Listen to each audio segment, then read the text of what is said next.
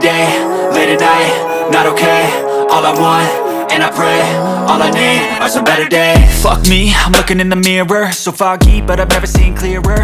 I don't really think anyone can save me, and honestly number 1 country Somalia का एक बहुत ही ज़्यादा interesting fact जो बेसिकली बाकी पूरी दुनिया के अंदर जितने भी ममालिक हैं उनके अंदर इस रूल को फॉलो नहीं किया जाता हो, लेकिन कंट्री सोमालिया के अंदर बहुत ही अच्छे तरीके से इसे किया जाता है। और ये वो चीज़ है जो कि सिर्फ यहाँ के लोग ही कर सकते हैं, क्योंकि ये बहुत ही ज़्यादा अजीब है। क्योंकि चाहे ये फास्ट फूड खाएं, कोई सब्जी वगैरह खाएं, ये कुछ भी खाएं, ये अपने हर खाने के साथ बनाना यानी केले का इस्तेमाल लाजमी करते हैं। कि चाहे आप इन्हें बिरयानी खाते क्यों न देखें, पिज़्ज़ा खाते क्यों न देखें, इनके साथ केला लाजमी होगा।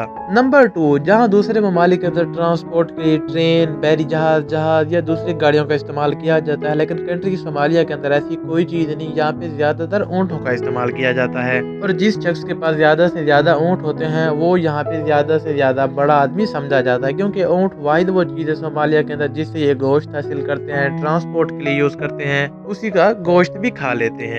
नंबर 3 कंट्री सोमालिया के जो लोग हैं बेसिकली वो बहुत ज़्यादा बेरोज़गार है। यहाँ पे बेरोज़गारी बहुत ज़्यादा है। इसका अंदाज़ा हम यहाँ से लगा सकते हैं कि तकरीबन यहाँ का 50 से 60% जो लोग हैं वो खेती बाड़ी करते हैं, और बाकी जो रह गए वो यहाँ पे ऊँटों के ज़रिए ट्रांसपोर्ट का काम करते हैं, और इसके अलावा इनके पास कोई काम नहीं। नंबर 4 आप लोग ये तो ज़रूर जानते हैं कि जो जुर्म वहाँ पैदा हो, यहाँ पे किसी चीज़ की ज़रूरत हो, और कंट्री सोमालिया बेसिकली जो बहुत ज़्यादा बेरोज़गार कंट्री है, यहाँ पे खाने पीने से लेकर हर उस चीज़ की ज़रूरत है जो कि एक आम इंसान की ज़रूरत होती है। इसी बेस पर यहाँ पर क्राइम रेट, जुर्म का जो रेट है वो बहुत ही ज़्यादा है। पूरी दुनिया में दूसरे नंबर पर सबसे ज़्यादा जो क्राइम होता है वो कंट्री सोमालिया में होता है। नंबर 5 कंट्री सोमालिया की जो गवर्नमेंट है या फिर उसके अलावा यहाँ पे जो अवाम है वो इस काबिल नहीं कि यहाँ की फैक्ट्री बना के उसके बाद यहाँ पे कारोबार शुरू कर सके। इसलिए यहाँ की जो गवर्नमेंट है उसने बाहर के लोगों से बात की और उन्हें कहा कि आप कंट्री सोमालिया में और यहाँ पे फैक्ट्री बनाएं। तो कंट्री सोमालिया के अंदर जो कुछ फैक्ट्रीज पाई जाती हैं वो सोमालिया की नहीं बल्कि बाहर ममालिक के लोगों की हैं,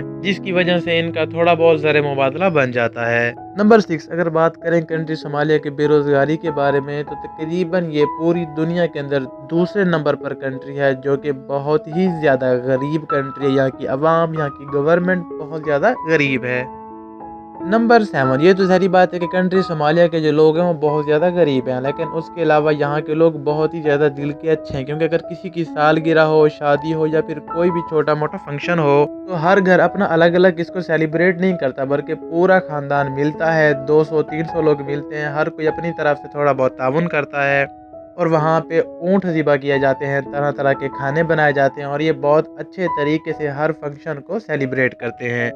नंबर 8 कंट्री सोमालिया के जो लोग हैं बेसिकली उनका मानना है कि घर में जो चीज़ बनाई जाती है, जो चीज़ पकाई जाती है वो बाहर से ख़रीदने के मुकाबले में ज़्यादा महंगी बनती है। इसी वजह से यहाँ पर अभी भी 90% जो सोमालिया के लोग हैं वो हर दिन रात को पूरी फैमिली बाहर से जाके खाना खाती है। यानी इनके हर गली मोहल्ले में छोटे मोटे होटल्स और रेस्टोरेंट खुले होते हैं, जिस पर ये लोग जाते हैं और बहुत ही सस्ते दामों में अपना पेट भर के आते हैं। नंबर 9 अगर बात करें कंट्री सोमालिया के नेशनल एनिमल के बारे में तो इसका जो नेशनल एनिमल है वो है leopard.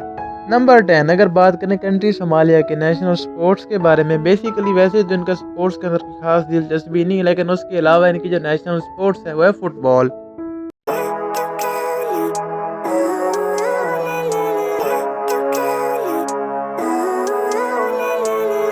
living life, every day, late at night, not okay. All I want, and I pray, all I need are some better days. Fuck me, I'm looking in the mirror, so foggy, but I've never seen clearer. I don't really think anyone can save me, and honestly I'm not really sure I want saving. I like to be my own worst enemy. There's no risk if you don't try at anything, so I'ma just keep buying everything. See you in the next life, have to be a better me. I don't think that my head's on straight, gotta flip it and grip it and go and get an x-ray. What's wrong with me? I just feel weight pushing on my chest and it squeezes till I suffocate. Better change my mindset, meditate. It's pretty cool that I'm alive and have better days. I could walk, see, hear, I should celebrate. Think I could change my mind, maybe elevate. Living life, every day, late at night, not okay. All I want,